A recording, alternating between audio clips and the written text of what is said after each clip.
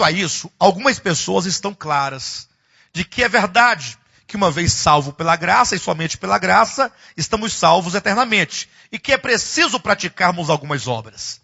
Mas eu quero que você abra bem o seu coração para entender exatamente o que eu quero dizer neste momento. Esse ministério, que é o De Volta à Palavra, que está na casa dos 16 anos, né, pastor? Fizemos 15 anos no mês de dezembro, passado agora, estamos na casa, portanto, dos 16 anos. Nós começamos há 15 anos com esta visão: salvação pela graça. Quem aqui é daquela época que se lembra disso? Lembram? Muito obrigado. Salvação pela graça, somente pela fé.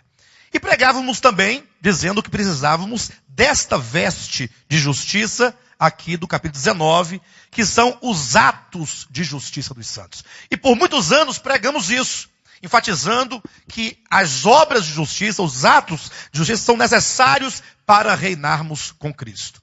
Entretanto, já confessei isso aqui em 2 ou 3 ministrações, mas quero confessar novamente que nós, por muito tempo, nós erramos. Lógico, não que erramos, que seja necessária essa veste, porque isso é verdade. Onde estava o nosso erro então? Vocês imaginem, pensem comigo por um momento, que antes de nós termos a plena compreensão acerca da salvação eterna de Deus, e eu conto essa história sem nenhum demérito, nem para mim, nem para ninguém, pelo contrário, eu conto isso com uma grande alegria, em saber que se nós podemos mudar o entendimento, é porque estamos num processo de crescimento. Só não muda o entendimento quem está paralisado, fossilizado. Não é verdade? Ora, quem está pensando, orando, tendo comunhão na palavra, ele está suscetível, e isso é positivo, de que ele compreenda algumas coisas que outrora não podia compreender, e compreendendo tem, portanto, a oportunidade de mudar. Então, voltando ao ponto, outrora, antes de nós termos o entendimento da salvação plena de Deus, quando estávamos lá nos modelos antigos, nós pensávamos o quê? Que o homem precisava de obras para ser salvos, ou para ser salvo. E quais obras eram estas de que o homem precisava para ser salvo?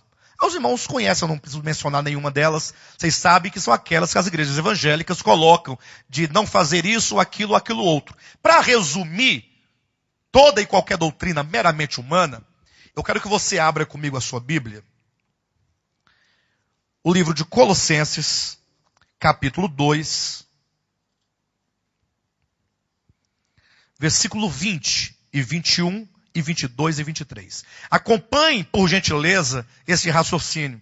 Os irmãos que estão aqui, os que estão em casa pela internet, e mesmo quem for assistir essa mensagem posteriormente. Por gentileza, acompanhe esse raciocínio para nós podermos compreender uma coisa extremamente grave e extremamente importante. Perfeito? Então vamos lá.